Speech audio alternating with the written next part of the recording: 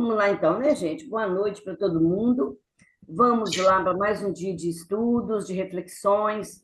Né? Hoje a gente está com a nossa amiga Eliana aí, Araújo, lá de Ubatuba. A Eliana tem um programa legal, Grão de Mostarda, né? Que também leva muitas reflexões. É um programa, mas é muito bacana mesmo a gente acompanhar. A gente já teve o prazer, a alegria de estar lá falando com ela lá. E hoje a gente teve esse prazer, essa alegria dela ter aceitado estar aqui conosco, né, Eliana? Vamos fazer a nossa prece, então, para a gente iniciar, não perder o nosso tempo, né? Senhor Jesus, Mestre amado, mais uma vez aqui, Senhor, estamos na certeza dessa presença que nos fortalece, que nos deixe, Senhor, prontos para a nossa jornada terrestre a cada dia. E assim, Senhor, nós te rogamos que essas bênçãos recaiam sobre todos nós, sobre todos aqueles que estão no nosso coração, na nossa mente, aqueles amigos que não virão, os que estão a caminho, que todos nós possamos estar sob a sua égide, que a nossa mente e o nosso coração estejam atentos ao teu evangelho da noite. Muito obrigado, mestre. Sê conosco hoje e sempre. Que assim seja. Vamos lá, então, Eliane, fica à vontade, tá? Essa turma é essa turminha aí mesmo, daqui a pouco entra um ou outro aí a mais, e vamos lá, o nosso estudo. Pois eu Bom, acabo de ouvir.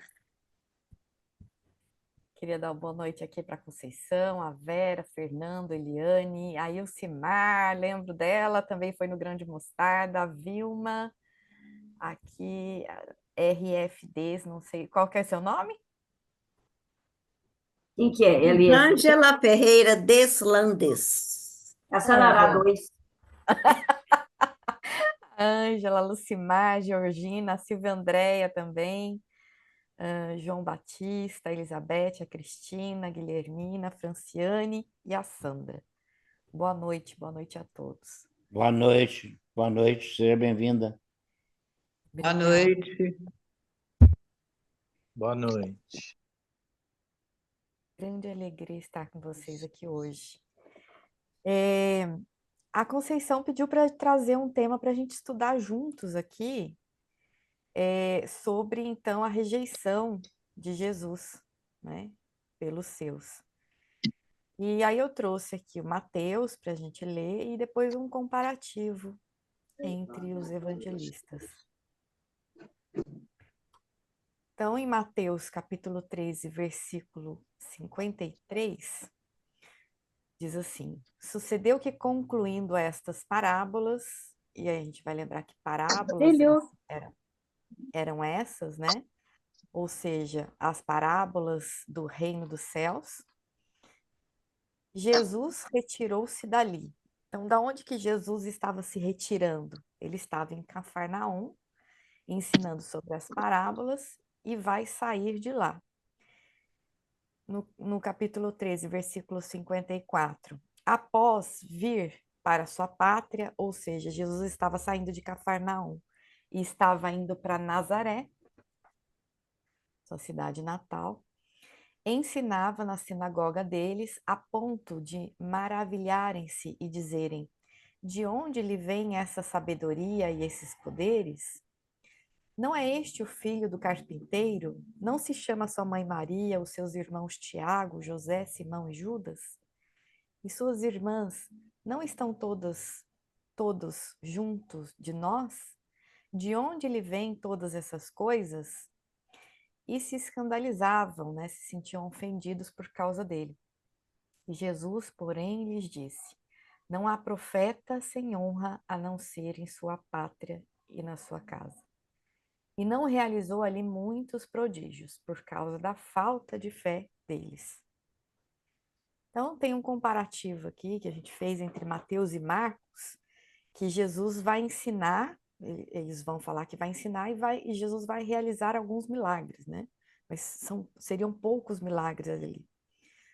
E Lucas vai dizer que Jesus vai antecipar as perguntas. Então, Jesus tem uma narrativa em que Jesus vai falar: não, vocês vão dizer isso, aquilo.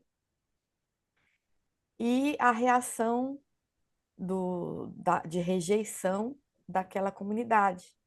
Em Mateus e Marcos, ele vai refletir mais sobre a incredulidade e a admiração, ou seja, o impacto que teve Jesus voltando a Nazaré, informando a eles que era um Messias. E Lucas vai narrar mais que existia ali, então, uma raiva, aquela tentativa de linchamento do povo que descobriu ali que Jesus era o Messias, né? Mas não aceitavam isso.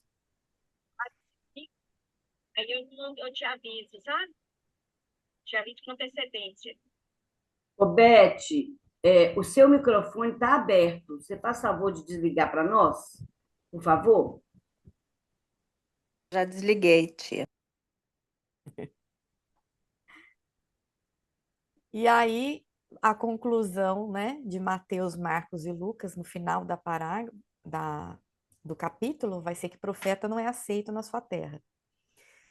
A Lucas vai se referir também ao Antigo Testamento, dando exemplo de Elias e Eliseu, que Jesus vai usar esses exemplos para mostrar que a mensagem de Deus não está limitada a uma única comunidade, mas a uma nação, né, a um planeta. E ele também destaca que a fé e a receptividade são mais importantes do que você ser judeu, né, hebreu, você ter ali uma nacionalidade ou uma origem. E aí as consequências vai ser que Jesus não vai conseguir realizar muitos milagres, mas alguns ele consegue. E aí Lucas vai dizer que Jesus escapa dessa multidão enfurecida. Então, cada evangelista vai dar uma ênfase em algum ponto. O fato é que Jesus, então, sai de Cafarnaum, vai para Nazaré, e ali ele é recebido por aquelas pessoas que conviveram com ele, que conheciam a família dele, ele desde a infância. E aí, nesse convívio, ele espera, assim como a gente às vezes espera dos familiares, que a gente possa contar com algum acolhimento, mas quando ele vai na sinagoga e anuncia de fato que é o Messias, então as pessoas ficam admiradas, no sentido de rejeitá-lo, porque como poderia ser o Messias se a gente conhece a mãe dele, os irmãos, né? O pai dele era um carpinteiro. Como assim ele é o rei, o Messias que vindo, né, dos céus, que fala sobre Deus, que seria a voz de Deus aqui.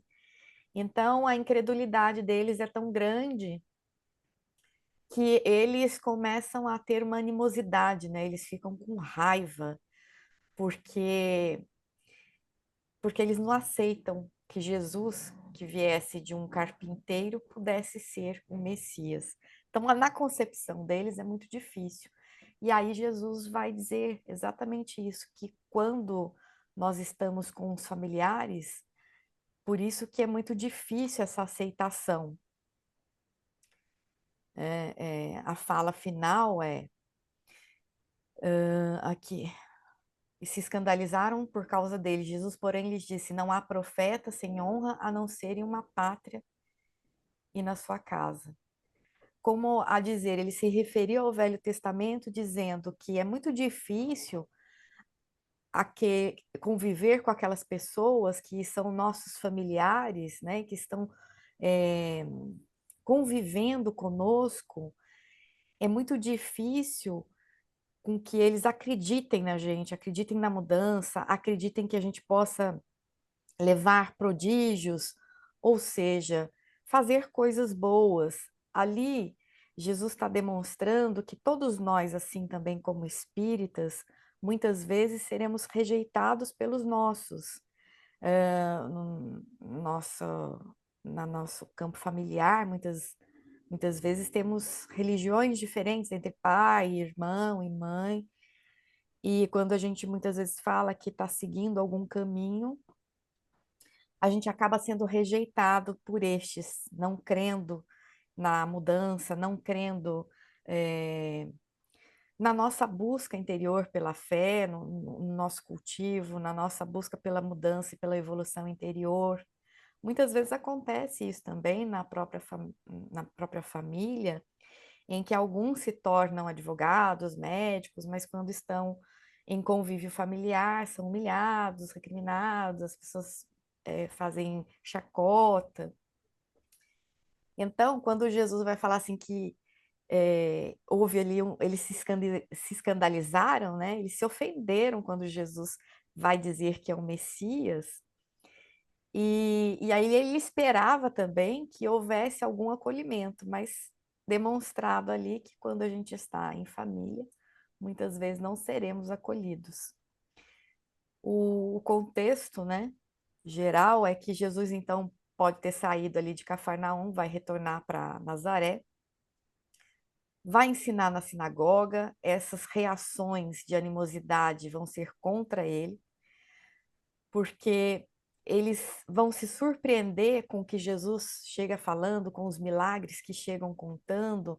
Eles não acreditam que Jesus possa ter se tornado quem foi, quem diziam ser, por conta da família simples, né, de Nazaré e a simplicidade de todos.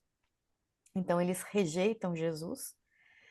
E também Jesus vai fazer esse provérbio, né? Vai citar esse provérbio dos profetas que não são reconhecidos na sua própria terra, que narra aí a rejeição de Jesus na própria cidade natal e a incredulidade de todos eles. Então, a gente vai notando que essa passagem, né? Ela vai falando muito também interiormente de como nós somos. Por exemplo, interiormente falando, aquilo que nos é familiar é algo que muitas vezes rejeita Jesus. Então, interiormente, emocionalmente falando, é muito natural e familiar odiar, não perdoar, encolerizar-se. É muito familiar continuar tendo reações de orgulho, de egoísmo, de vaidade, porque isso ainda é nos familiar por conta da nossa condição evolutiva. E quando nós lemos sobre a mensagem do Cristo, e ele nos vai fazer um convite, né, um convite à mudança. Então, não nos é familiar e muitas vezes rejeitamos a conduta cristã, que é ao inimigo me perseguir, ou ao inimigo, né, que eu julgo, me humilhar, a pessoa que pensa diferente tentar me atacar. Então, todas as vezes que eu sou acometido por alguém que me afeta interiormente, emocionalmente, me traz um sentimento que é naturalmente conhecido, ou seja, familiar. É como se dentro de nós fôssemos reunidos em várias personalidades dentro da nossa casa mental. O que nos é familiar, justamente, é ter essas reações intempestivas, espontâneas, e muitas vezes, quando refletimos depois, são reações que não queríamos ter tido, por conta de já conhecermos o Evangelho e a forma como conduzir. Então, o convite do Cristo, que é perdoar, amar, né, compreender, muitas vezes se torna rejeitado pelo nosso interior, pela nossa consciência, porque precisamos fazer uma força muito grande para tolerar tal atitude, para perdoar tal ofensa, para conviver com tal pessoa que nos irrita. E aí a gente afasta, ou seja, a gente rejeita o Cristo quando mantemos a mesma conduta, o mesmo tipo de pensamento. Rejeitamos. O Cristo, então, ele é rejeitado pelos familiares ali, de uma maneira literal, né, da passagem da gente falar, e uma maneira simbólica de representar também o nosso próprio interior, representando aquilo que ainda somos e aquilo que ainda precisamos ser. Então, uma das interpretações que eu pude perceber sobre o Cristo esse reflexo interior. Ali quando Jesus vai falar que, deixa eu ver, 7:48, que ele estava concluindo as parábolas, né? As parábolas eram do reino de Deus, então ele estava explicando sobre como funcionava o reino de Deus, como crescia, como desenvolvia esse reinado interior, né? Sobre a parábola do semeador, ele vai falar do grão de mostarda, o crescimento da semente. Então ele vai começando a dizer que a construção do reino é interior, ela cresce, tem uma separação entre o joio e o trigo, e tudo isso é um valor inestimável, como se fosse uma pérola, né? Um tesouro. Então essas eram as parábolas que ele havia concluído em Cafarnaum, para representar então o processo da construção do reino interior. Esse reino é construído a partir de cada um de nós, quando nós utilizamos todas as nossas experiências, todo o nosso tempo que temos aqui, por fazer escolhas melhores. E assim vamos construindo esse reino. Esse reino vai criando então portas de abertura para que o Cristo habite dentro de nós. Ele habitando dentro de nós, André Luiz vai dizer que as mudanças, ou seja, a separação do joio e do trigo, daquilo que é bom, daquilo que não é bom dentro da gente, que muitas vezes a gente se culpa ainda, ela não será feita por nós. Porque o Cristo sabe da nossa impotência e da nossa capacidade. Então, não somos nós que separaremos isso, mas sim o Cristo. Para que ele, então, separe o joio do Cristo, o joio do trigo, é necessário que nós, então, possamos construir essa porta de entrada para ele. Através das reflexões, através dos estudos, através da meditação, da prece, da busca por autoconhecimento, de melhorar-se a si mesmo nas próprias condutas diárias, nas próprias escolhas diárias. E assim vamos construindo esse reinado interno. E assim que deixemos ele habitar no nosso coração, o Cristo, então, vai nos conduzindo a caminhos luminosos e não mais os caminhos das sombras que escolhíamos. Então, passamos a não mais rejeitar o Cristo, mas a querer a sua presença em nosso coração. Buscamos, então, ao invés de odiar, amar.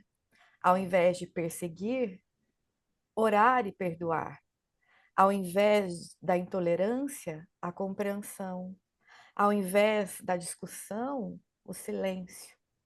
O Cristo vai mostrando para a gente como a gente deve conduzir a nossa vida, e muitas vezes nós estamos sem Ele quando reagimos intempestuosamente através das nossas emoções desequilibradas, que às vezes são em inúmeros momentos em que a gente se arrepende depois. Mas o nosso grande mestre Rabi, ele é tão misericordioso e ele é bom, que nos pequenos momentos de reflexão, depois da sua autoanálise e autocrítica, você consegue enxergar justamente aquilo que você precisa mudar. E ele vai te conduzindo a essa força necessária para que numa próxima experiência você passe a conduzir com maior luminosidade as tuas reações. E passe, então, a querer amar mais do que a odiar, a querer compreender mais do que discutir, a querer ser luz mais do que sombras. E isso muitas vezes vai nos pedir um convite ao silêncio, à retidão, à singeleza das atitudes, a apenas ouvir as agressões sem retribuição.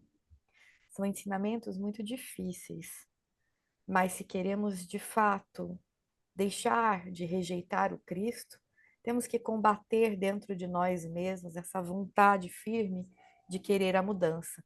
Então, embora muitas vezes nossos corações ainda estejam enfurecidos com circunstâncias, pessoas e situações, a gente pede para que Ele nos auxilie a converter esses sentimentos no que Ele vem nos mostrar na compreensão, no amor, no perdão. E assim a gente vai conduzindo essa porta do reino para que ele adentre nos nossos corações e faça morada. Aqui no livro O Milagre Não Solicitado, de Amélia Rodrigues, psicografia de Valdo Franco, saudade de Valdo. Então ele vai contar o que aconteceu, né, nessa sinagoga. Então, de forma resumida, que eu consegui colocar aqui, a Amélia vai contar aqui que existiam notícias sobre Jesus e a sua possível identidade do Messias, né? Que chegavam em Nazaré, gerando expectativas e dúvidas aos habitantes. E aí Jesus então anuncia e fala na sinagoga, lê um trecho das Escrituras, afirma ser o cumprimento das profecias, ou seja, ele era o Messias. E ele vai gerar então essa reação de incredulidade. Nessa reação entre os presentes, que são aqueles familiares, aqueles que conheciam Jesus, aqueles que deveriam acolhê-lo, aqueles que deveriam compreendê-lo, aqueles que deveriam estar próximos dele, tem essa reação intempestiva. E os habitantes de Nazaré, que conhecem Jesus desde a infância, recusam aceitar a autoridade e desafiam fazer os milagres com que ele fez em Cafarnaum. Então ali eles estavam tirando ali uma ironia, né, uma sátira ali de Jesus. Jesus vai destacar que a mensagem é de Deus e não é exclusiva de um único povo. E vai aumentar a ira dessa multidão. Essa multidão, então, vai tentar linchar Jesus. Eles vão levar no alto da montanha. Essa cena é muito bonita no The Chosen, né, que aparece para a gente ter essa noção. E Jesus sai de lá ileso, ele passa entre aqueles que estavam tentando linchá-lo, que eram seus conhecidos, seus amigos. E Jesus não realiza, então, milagres ali, mas ele mostra o poder que ele tinha de acalmar a multidão. Ele sai dali ileso, revelando a sua missão universal, que não era exclusiva para aquele povo de Nazaré e seus conhecidos. Aquela missão era para todos. E é isso que ele ensina. E não se limita a pessoas. E ali eles não eram pessoas especiais. Para Jesus, todos são especiais. Então, Jesus vai ensinar nessa narrativa simbólica que todos nós enfrentaremos muitas vezes na família esse tipo de dificuldade. Todas as vezes que tentarmos trazer alguma novidade, ou uma reflexão, ou uma mudança de conduta, muitas vezes iremos receber ironia dos nossos familiares, descrédito, risos, sátiras. E, como ele demonstrou aqui, o exemplo é a mansidão e passar adiante, seguir, lembrando que a mensagem é para todos e não só para os familiares.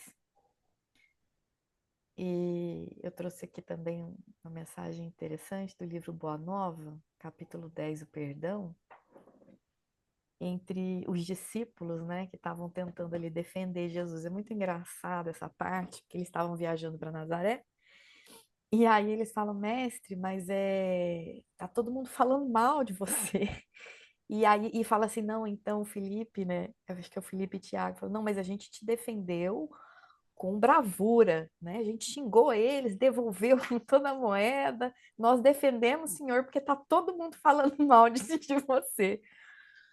Aí Jesus vai falar, o Felipe vai falar, mestre, atalhou o Felipe, quase com mágoa. A verdade é que a maioria de quantos compareceram às pregações de Nazaré falavam mal de vós. Aí Jesus responde a Felipe, né? Mas não será vaidade exigirmos que toda a gente faça a nossa personalidade elevado conceito? Então ele vai começando a dizer, perdoa 70 vezes, 70 vezes 7, esquece o mal, trabalha o bem, né? Vigia, tenha boa vontade. Tudo que o Felipe vai falando e o Tiago, ele vai pedindo perdão. Então, Jesus vai demonstrando para a gente que as pessoas vão falar mal da gente, as pessoas vão caçoar. Muitas vezes aquelas pessoas que não conhecem o espiritismo, que julgam os médiuns como loucos, como já chamam às vezes a gente de o inimigo, que é um pouco chato, mas chamam a gente, né, de demônio, essas coisas. A gente vai passar por essas situações. E o exemplo é justamente não se importa com que as pessoas falam de você, se falam bem ou se falam mal, é um direito que elas têm. Segue adiante, perdoa, esquece o mal e vamos evoluir. É você consigo mesmo. Você não precisa devolver o mal com o mal, mas o mal com o bem. E aí Jesus vai ensinando que a gente precisa aprender a perdoar, inclusive essas pessoas que não nos compreendem.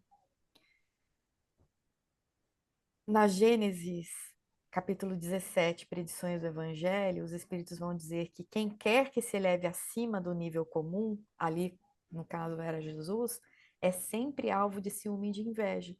Então, são essas pessoas que viram que Jesus era um Messias, a, a fragilidade do ego deles era tão grande que eles sentiam inveja, eles queriam ser Jesus, eles queriam ser como ele.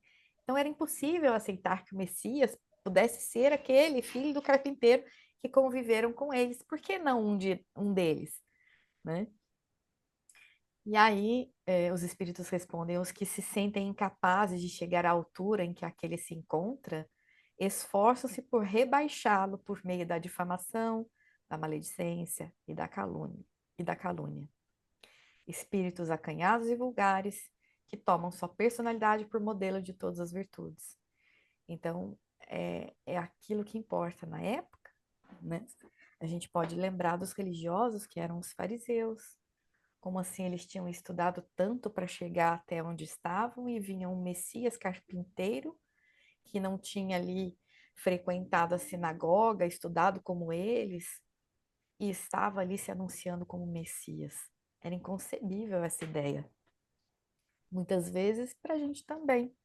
Chega alguém novo e começa a falar alguma coisa e a gente diz, mas com que capacidade essa pessoa tem? Quem é essa pessoa? Por que ela está dizendo essas coisas? Porque o nosso ego é muito frágil ainda. E a gente está no processo de desvencilhar do ego, né? A gente deixar esse ego para trás, esse ego no sentido de ser egoísta e tornar a sermos pessoas melhores. Então, muitas vezes isso vai ser doloroso, porque ainda somos muito imperfeitos.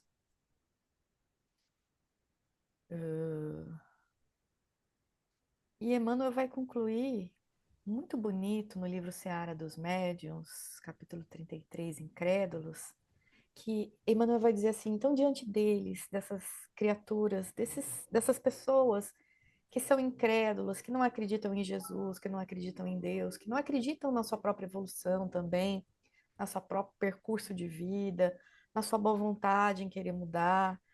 Esses são nossos irmãos, que se tresmalharam na irresponsabilidade e no desespero. Desdobremos a abnegação, a tolerância e a caridade, multiplicando as obras da educação e os valores espontâneos do bem. Porque toda criatura que nega a paternidade de Deus e recusa admitir a existência da própria alma, está carecendo de socorro no hospital da oração e no abrigo do bom exemplo. São criaturas enfermas. São criaturas que precisam ainda mais de nós. Oriane, tem uma fala assim no chão, que a gente achou, que Jesus, nesse momento lá em Nazaré, ele não conseguiu fazer nenhum milagre, porque a fé do pessoal foi fraca, não acreditava nele. Quando eu vi essa parte, eu pensei assim, como é o valor da fé para nós? O valor da gente ter fé para que o Evangelho de Jesus, para que os eflúvios do alto possam fazer efeito em nós, na nossa cura material e espiritual. Aí o autor fala que essa incredulidade dos habitantes de Nazaré levou ele não fazer vários milagres, que poderiam acontecer, mas que, né, ninguém acreditou que ele seria capaz, que não é ele, não pode ser, né, não seria o filho de um qualquer, né, um pobrezinho lá, ele não teria essa capacidade, essa condição. Então, me chamou muita atenção essa observação, sabe, do autor. Então, a gente vê que é, como que é importante, você está dizendo aí, a gente acreditar na paternidade do pai, como que é importante, como que faz diferença em nós, para nós mesmos, a gente ter essa fé de que Jesus é o caminho, a verdade e a vida, e a gente andar por ele, porque nesse ponto nós vamos chamar tanta coisa boa para nós vamos trazer tantas coisas boas para a nossa saúde física, moral e espiritual. Então, crer em Deus como nosso Pai, crer em Jesus como caminho, verdade e vida, ele é muito importante, né? E não esperar, realmente não esperar que venha através de grandes milagres, que eu vou acreditar que Jesus está comigo, se ele salvar a minha mãe, se ele salvar o meu filho, se ele me curar, né? A gente às vezes descrê mesmo da presença dele na nossa vida, quando a gente não tem essas ações que nós julgamos imprescindíveis para a nossa vida. E que Jesus não é assim, é segundo a vontade do Pai. Então, eu acho muito bacana essa passagem, porque aqui eles não acreditaram porque era um filho de um carpinteiro. Não é impossível que seria que ele faria isso tudo. E a gente duvida da presença dele nas nossas vidas, porque a gente exige muito de Jesus, muito do Cristo, esquecendo de seja feita a vossa vontade. Quando a gente lembra do seja feita a vossa vontade, nós vamos ter, então, essa certeza que Jesus está presente conosco em qualquer momento, né? Em qualquer momento, no momento da tristeza, da alegria, nós não podemos duvidar disso. Eu acho que isso foi muito bem colocado no Evangelho, para que a gente pense isso, né? Que a gente pense isso aqui, né? A incredulidade do povo que não conhece a grandeza do Cristo e a nossa incredulidade quando não acontece aquilo que a gente quer, porque nós não conhecemos a grandeza de Jesus. E, né, lá na frente, né, Eliana, a gente vai ver que aquilo que não aconteceu não deveria ter acontecido mesmo. Ou o que aconteceu deveria ter acontecido. É assim que eu senti essa passagem aí quando falo. Tá bom, pode continuar. Desculpa aí Tia Conceição, Oi. desculpa, eu não levantei a mão porque eu não consigo Eu fazer. também não achei lugar de levantar a mão aqui. Não achei, não. Aí o Silmar levantou também a mão. Talvez, desculpa, talvez Jesus tenha sentido uma falta de sustentação da parte deles, que não mereciam, então, que ele fizesse nada, porque havia pouca fé, não é? Uma falta de... pouca fé. Eu não acredito que Jesus não merecesse, eu não acredito isso. Não é que Jesus... Desculpa. Tudo acontece com a gente a partir de alguma coisa que a gente tem dentro de nós. Aí isso acrescenta, né? Isso cresce. Ninguém tira nada de onde não tem. Então, ali acontece aqui. É realmente porque era muita falta de fé. Eu creio que era uma vibração ruim, né? Exato, de uma certa maneira, uma falta de sustentação de quem estava presente, do público. Da própria pessoa, não do Cristo. Mas não é de Jesus, desculpe, eu não quis dizer isso, não. Mas eu que acredito também, né? Pode não ser. Vamos lá, Ilcimar, pode falar. Pode, né, Liliana? Pode deixar o Ilcimar falar? Pode, então. Eu quero falar duas coisas. A primeira é isso que a tia falou aí, complementando o que a Eliana falou, né, da nossa fé, né? Tem duas ou mais passagens na Bíblia. A mulher hemorrágica, o funcionário do centurião, que Jesus fala abertamente: tua fé te curou. Ou seja, o nosso movimento no processo ele tem que existir, né? Mesmo que o Cristo queira e que ele tenha todo o magnetismo que a gente sabe que ele tem, mas o nosso movimento também tem que ser feito, né? E a outra coisa que eu gostaria de falar é sobre essa parte que a Eliana falou, sobre a questão dos nossos colegas de casa espírita, né, de doutrina espírita.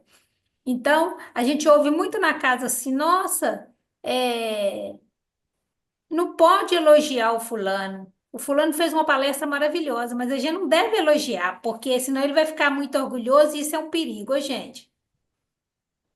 Né? O próprio Emmanuel fala que bom, que a melhor coisa é encontrar paz na Terra é quando se tem um amigo verdadeiro. Aquele amigo que realmente vai falar, olha, foi boa mesmo. E no dia que não for também, ele vai ter a coragem de falar, hoje você não foi tão bem. Mas eu acho uma injustiça um colega nosso fazer um bom trabalho e você, nesse pensamento, não poder, então, reconhecer o esforço daquele colega e O fazer problema aquilo é ali dele, em você prol fica dos vaidoso, outros. o problema é dele, não é seu, não. É, Você exatamente. falando, é dele. O problema é dele, é ele que tem que Né? trabalhar a vaidade dele. Eu estou usando a minha sinceridade. É, ué. É umas coisas. Mas é isso mesmo. E, bom, eu sou contra a regra, então quando eu acho bom, eu É. elogio. Então, Nossa Senhora, essa menina é subversiva demais, gente. Deus é pai. Mas, Quanto ao elogio, assim, eu acho que elogiar a tarefa é sempre muito bom, porque principalmente o espírito, ele se cobra demais. E aí, quando alguém fala, não, foi bom, seu esforço, pronto, parece que um alívio sai do peito, né?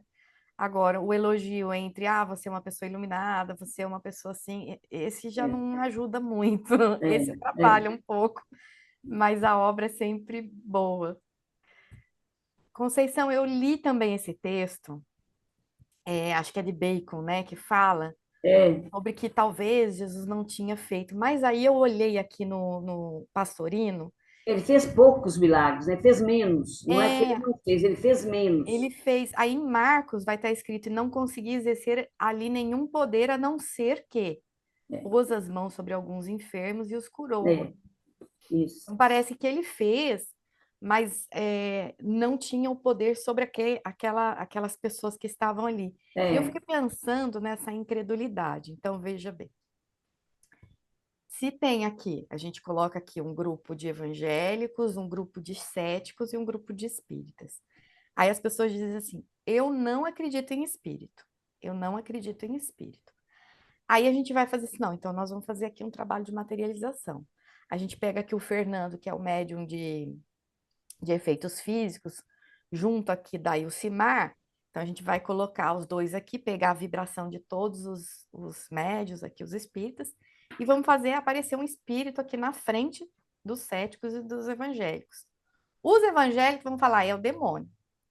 Os céticos vão falar assim: é coisa da sua mente. Não acredito. Então, para mim, essa incredulidade que parece ser afirmativa aqui em Jesus é porque eles não queriam acreditar.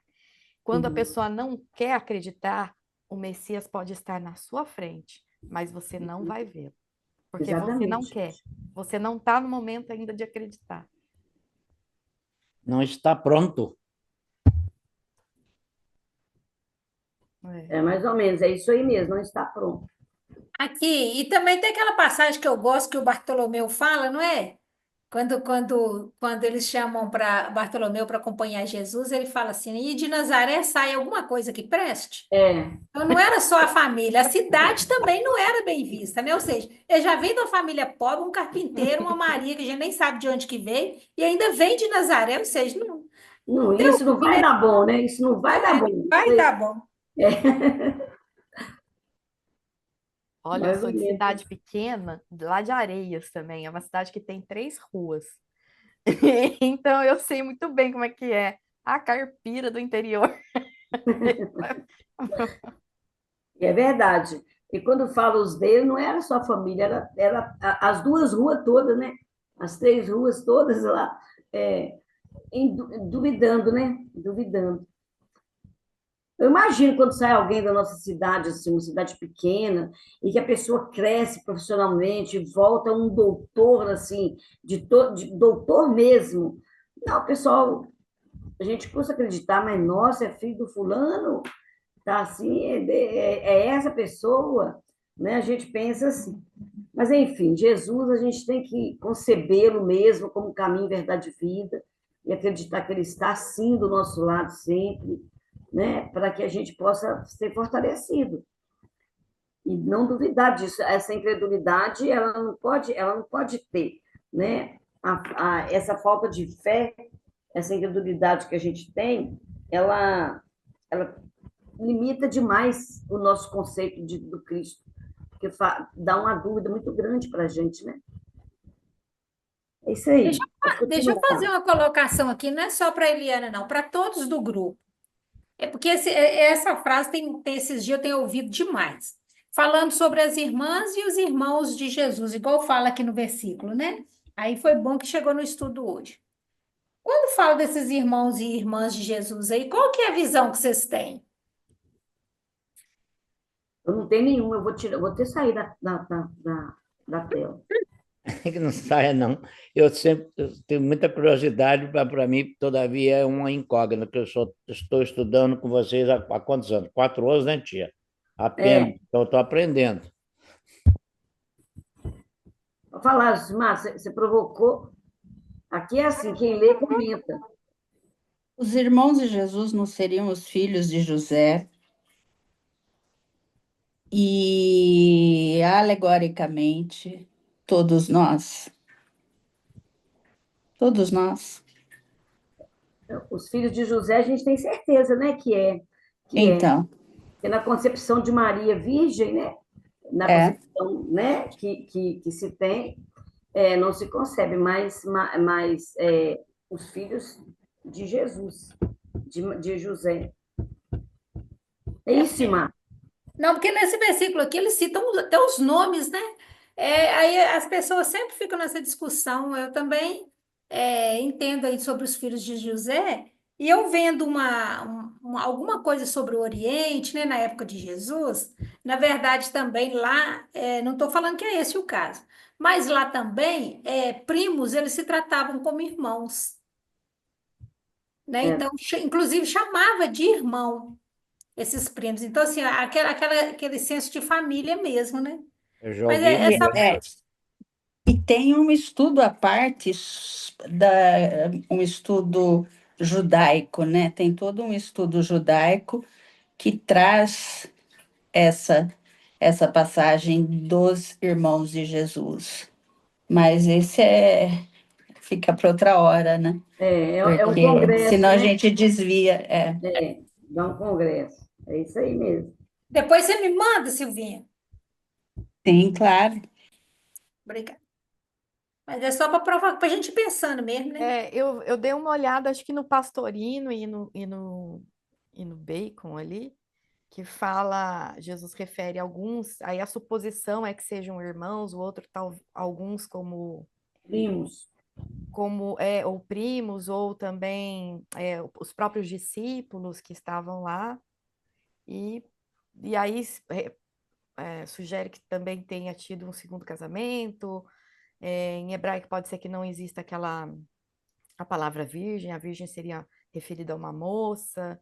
Então tem várias interpretações, né? Terapia. Eu acho que seria tão interessante se ela fizesse. Lidiane, a Eliane já pagou terapia para ela um monte de vezes, ela não conclui. Inclusive, ela foi fazer terapia com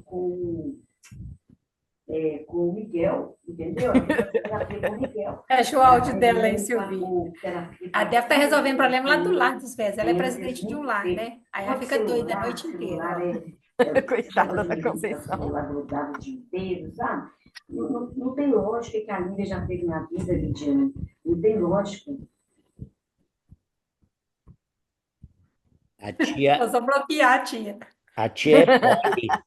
Ela é Poli. Nossa, eu não consigo, não. Ô, tia, você tá com o áudio aberto aí, tá bonita. Eu tampouco, mas ela é Poli.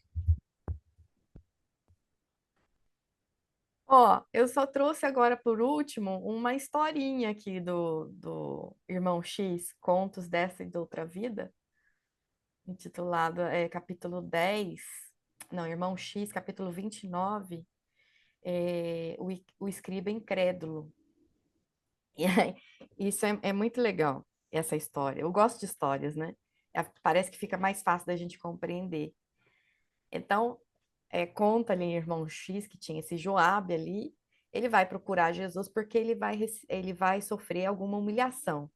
Então, ele sofre injustiça, calúnia, ele perde a família, a esposa, né? A esposa troca ele, perde os filhos também. E ele está sendo acusado sem culpa, e aí ele está pronto para ir para o cárcere, mas ele foi humilhado e ele, né, está muito magoado, e ele segue, ele não conhece Jesus, não sabe a feição de Jesus, mas ouviu falar, e ele é acompanhado por Zebedeu, e ele queria conhecer Jesus e saber o que Jesus tinha para ele. E aí, ele passando ali com Zebedeu, ele vê um homem louco gritando no meio das pessoas, né? E aí ele passa, segue buscando o mestre, aí ele entra num quarto ali vazio, só tava ele, e ele vê um homem, né? Bom, ele deduz, né? Esse então deve ser o Jesus. E aí ele começa a compartilhar essas mágoas, a angústia que ele estava sofrendo, né? E aí Jesus ele vai falar assim: perdoa, filho. Olha só, ele tinha sido roubado, a esposa trocou ele por um outro, os filhos foram embora, ele tinha sido humilhado, ele estava pronto para ir para o cárcere, ele estava sendo acusado injustamente, e aí ele vai contar tudo isso muito magoado para Jesus, e é o que Jesus fala para ele: perdoa, meu filho. Eles estão na condição de enfermos, são mais infelizes do que você. Todo delinquente está preso em si mesmo às algemas da treva. Perdoa e ora por eles, disse o Cristo sereno, porque é da eterna lei que a justiça se faça. Todo aquele que fere será também ferido. Filho, perdoa sempre.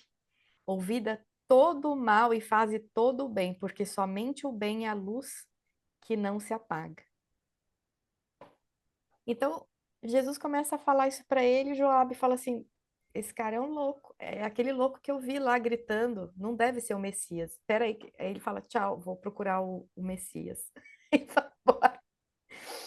Mas é a nossa, mas assim, demonstra a nossa reação, porque às vezes a gente passa por humilhação, a gente passa por circunstâncias assim difíceis, e aí você vai conversar com Jesus, você abre o livro, ele manda te perdoar. Não, você vai perdoar. Não, mas o cara me roubou, ele tá me onerando, ele tá sendo injusto comigo, mas como assim? Você vai perdoar porque ele é mais infeliz do que você. Ele tá preso ao cárcere que ele tá cultivando para a própria vida. E assim, todo mundo vai pagar aquilo que fez de mal para o outro, não se preocupa com isso. O juiz não é você, é Deus. Da justiça depende só o Pai, não você. Não se preocupa com isso, perdoa e segue. São criaturas delinquentes e infelizes. Ora por eles. Aí a gente fala o seguinte: ah, vou assistir um Netflix aqui. Deixar essas histórias de Jesus para depois, que hoje eu não dou conta, não. Não é fácil, não, gente. É difícil. Você fala assim, a pessoa tá ali te humilhando, você fala assim, meu Deus, mas como é que eu vou perdoar? Só de olhar para a pessoa me irrita. Olha, Jesus Pior foi o realmente. Chico, né? Além de Oi? perdoar, o pior foi o Chico. Além de perdoar, teve que comprar uma máquina de costura, que era um Então, salário dele. E pagar a longas prestações, não é? é verdade. É isso que eu preparei. Eu queria que vocês participassem falando aqui um pouco mais, a gente conversando. Mas foi muito bom. A gente faz essas avaliações, essas reflexões assim, é muito bacana a gente fazer, né? Sempre traz muito conteúdo para a gente, o Eliano. O nosso NEP, ele é assim, ele não tem uma grande objetivo de aprofundar lá né, no miudinho. A gente está, vou falar aqui, como é que eu posso falar? Está mais para lá do que para cá, deixa eu ver quem é que está aqui. Vou falar. Nós estamos assim, mais ou menos nesse patamar, né, de conhecimento, de dificuldade, de tentando fazer. Então, é isso mesmo. Muito obrigada, tá? Pela sua contribuição aí, que foi muito, muito bom para nós. Tia Muito obrigado Conceição, eu mesmo. que agradeço. Aí você desculpa aí qualquer coisa, a gente, Gratidão. essa turma é assim mesmo, a gente brinca, a gente é bem espontâneo, vai falando e vai. E além do conteúdo bom, a simpatia dela é contagiante. Não é? É, Ela é mesmo, ela é um doce a Eliana, é muito bacana, muito bom. é, Muito obrigada, muito tá, legal, Eliana? foi muito bom. A gente Volte agradece outras muito. vezes. Vai voltar, vou chamá-la mais vezes, pode deixar. Ô, tia Vai fazer Conceição, isso. eu tenho pensado nisso, sabe, também? Que eu já estagiei em vários NEPs, né? E o Grão de Mostarda me dá a oportunidade de conhecer vários nepianos também. E É, aí, cada um tem uma metodologia de estudo. E é, às vezes eu fico pensando assim, eu não consigo compreender a história, a cultura, às vezes o simbolismo, algumas pessoas têm capacidade. E às vezes eu montava umas palestras e não saía, não saía, não saía.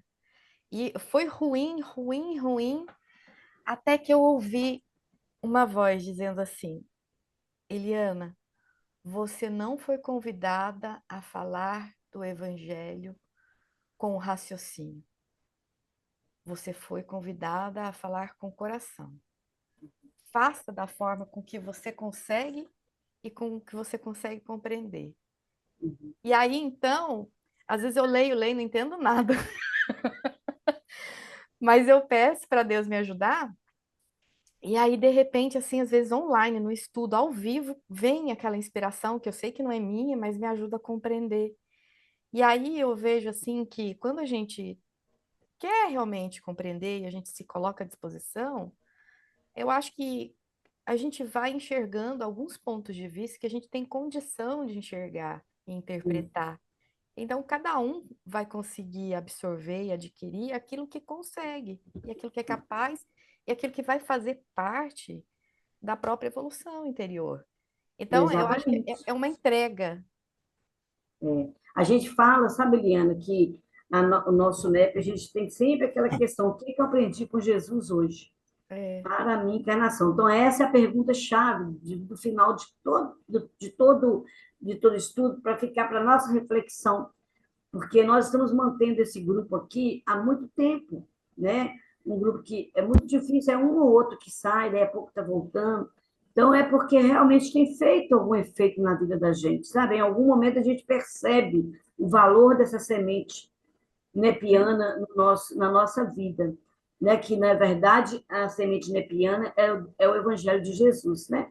Que ela seja uma semente emerge, miudinho, redivivo, é o Evangelho de Jesus na nossa vida, Ô né? Conceição, quando eu estou aqui com você, com a Vera, com o Fernando, a Vilma, a Ilcimar, a Eliane, todos vocês, Lucimar, a Silvia, eu estou com Jesus, porque ele faz parte de cada um de nós. Existe uma condição para se amar a Deus. Eu só consigo amar a Deus se eu amar vocês, se eu amar a minha família, se eu amar todos. Então, quando eu estou com vocês, ou quando eu estou amando, quando eu estou com aqueles que a gente consegue falar de Jesus, nós estamos com Ele mesmo. Estamos com Deus. Por isso que a gente se sente bem. E por isso que a gente quer se abraçar e apertar, mas está longe. É, a gente abraça e aperta de coração, né? O próximo é Obrigado, mesmo a nossa ponte, né, para Deus. O resto é tudo. obrigado por trazer a essência leliana. Muito bom mesmo. Gente, Deixa eu só falar um negocinho aqui, Ti. Ô, Eliane, você falou que fala com o não sou coração. tímida esse povo todo, não, tá, Eliana? Eu Não, não sou Eliane deixou a tímida gente esse à povo. vontade. Aqui, você falou que fala com o coração, mas você já pensou se Jesus, com os milhões de anos de perfeição dele, né, de maturidade espiritual, falasse conosco de acordo com o conhecimento dele? Ele veio contando as historinhas que nós estamos tentando entender até hoje. Então, eu acho que o certo é isso mesmo. Jesus é isso, é simplicidade, é amor, é carinho, né? É essa simpatia que a gente sente e essa vontade de ir conversando até meia-noite.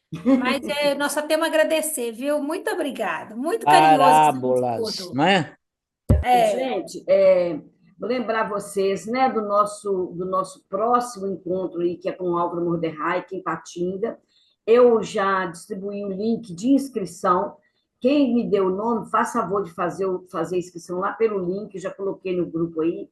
Não deixem de fazer, tá? Ele vai estar conosco dia 13, 14 e 15 de junho, numa roda de conversa, dia 13 à noite, num seminário dia 14 e numa palestra dia 15 de manhã. Então, assim, é imperdível, né? A Que gente dia não da pode. semana, tia? É sexta, sábado, domingo. Ele vai falar sobre mediunidade e evangelho. A parábola, a palestra vai ser sobre a parábola do mordomo infiel. E a roda de conversa vai ser o que aparecer lá, para a gente conversar com ele. Vai ser tipo um pinga-fogo. Vai ser sexta-feira à noite. Então, vamos, assim, esmerar mesmo para estar, para divulgar, para muita gente ter essa condição de conhecer mais o Evangelho através do Álvaro, né? Que a gente sabe quem é ele, né? Ele é aquela potência lá de conhecimento da cultura judaica, do Evangelho, do Espiritismo, é muito bom. Então, vamos E estar lá. também os NEPs, né? Os encontros dos NEPs, né, tia? O É, Nordeste agora, dia é, 7 e 8, virtual, é, vai ter apresentação virtual. é, E o encontro do NEP São Paulo e Sul também, que vai ser Sudeste. 13 e 14, né? É, Sudeste e Sul. Acho é. que 13 e 14, né? 13, 14 de Então, setembro. Então, é. gente, é isso aí, né? Não vai faltar seminário para a gente assistir, né? Vamos maratonar aí nesses seminários, porque vale mais a pena, muito a pena maratonar nesses seminários. Eu estou reforçando o Álvaro, porque eu estou mais perto, né? E para a gente fazer a nossa inscrição e divulgar muito aí, tá bom? E vamos então fazer o nosso encerramento. Eliane, mais uma vez, meu bem, muito obrigada. Jesus te ampare. O Grão de Mostarda, gente, é lindo também o programa, tá? Que ela coordena. Eu vou estar lá daqui uns dias, não é mais para o fim do ano, eu acho, que eu tenho um dia lá com ela. Olhar a agenda. Eu vou estar com a Valdete, acho que dia 27. E semana que vem, nós vamos ter o Jonas Poli aqui conosco. O nosso Jonas Poli, o criador do NetSearch, aí o Simarinho, ele vai fazer o estudo para a gente semana que vem. A Silvia, mas vai ser uma graça. Então, a gente vai ter eles semana que vem com a gente fazendo um estudo para nós, tá? Vamos estar todo mundo aqui ligado também para que a gente possa fazer. Ô, Vilma, você faz a prece?